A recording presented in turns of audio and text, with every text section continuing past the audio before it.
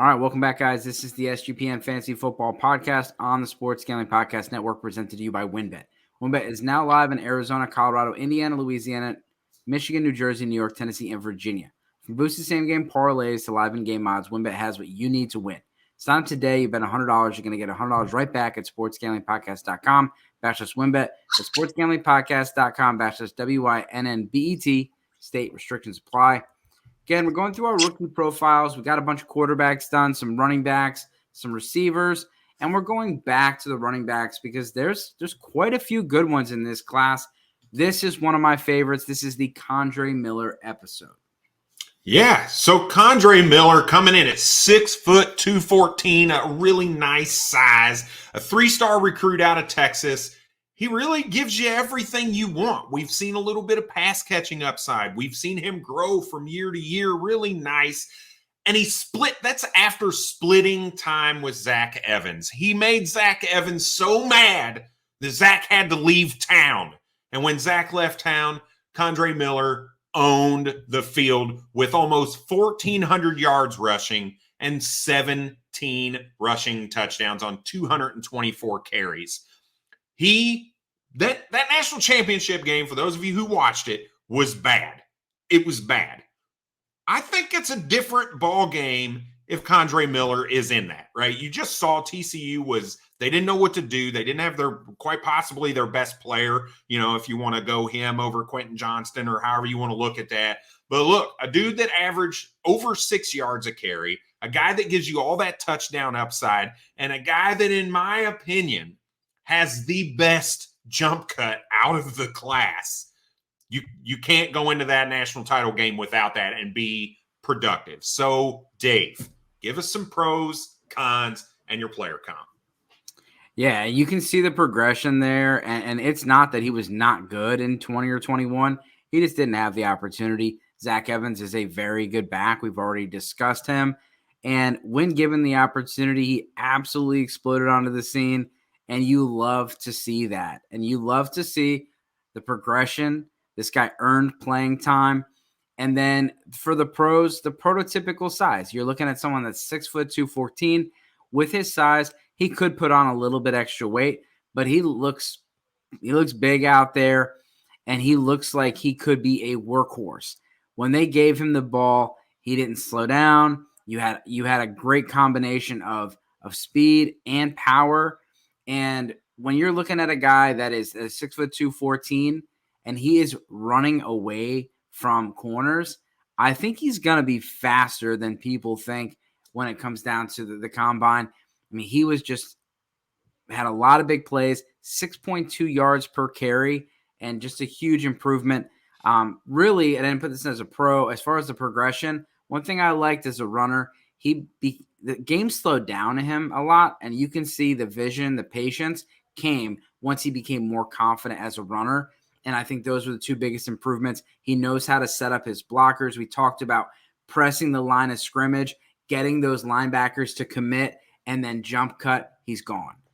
Cons, receiving, and again, part of it is you don't see it. It doesn't mean he can't do it.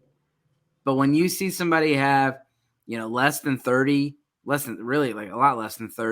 receptions in 3 years, that's a concern. And as a full-time player, getting a bunch of touches on the ground, he only had 16 receptions. You just would like to see more. He did have 116 yards and 16 catches, so hopefully you can see more there. The production was great this year, but you just didn't see a whole lot of the year before. Athleticism, he's not going to blow people away at the combine. He's not one of these freak athletes. He's not going to make anybody's freak list, and he might even make some people on they may call him a jag or one of those. He's mid, if we're one of those cool people. He runs a little tall at times. You can see where he lets his shoulder pads, he stands up a little bit. He's got to fix that. Obviously, in the NFL, he's going to get teed off on when he does those things. But also it allows him to pick up extra yards and, of course, pick up those short yardage. I comped him to Tyler Algier. Algier was a very productive running back in college. He was very highly graded by PFF. And then in the draft, he slipped. He went to the 5th round, and people kind of forgot about him. He looked great at the end of the season, and that's who I see please everyone correct me if it's Kendre or Kendre Miller. When I see Miller run, that's what I see. It is somebody that has the power to get through the line of scrimmage to make those, but when he hits the hole, he's gone. And that's what you see with Tyler Algier as well. And then when he gets to the second level, he can make people miss, not only with power, but being able to be elusive in open field. Anything else on him, Brad?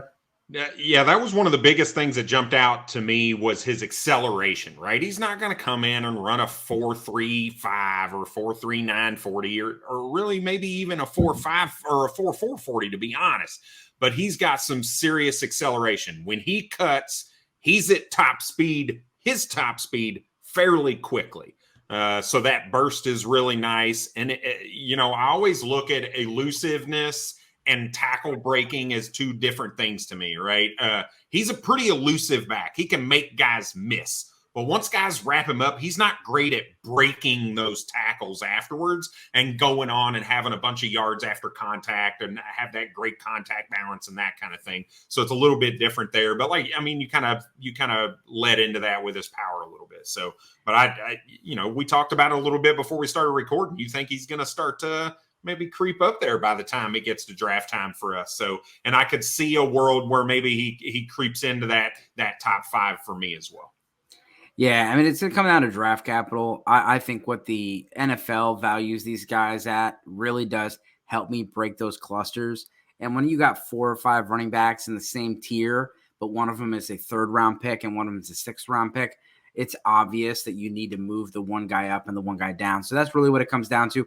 If Miller ends up a 3rd-round pick or a 6th-round pick, that will, vary where he is. But right now, I have him inside my top 10. And I plan on keeping him there. And the only way I really would like to see him get some good draft capital so I can move him up because I do believe in the player. All right. Well, thanks for checking out this episode. Make sure you check out our other episodes. Like, subscribe. As always, good luck.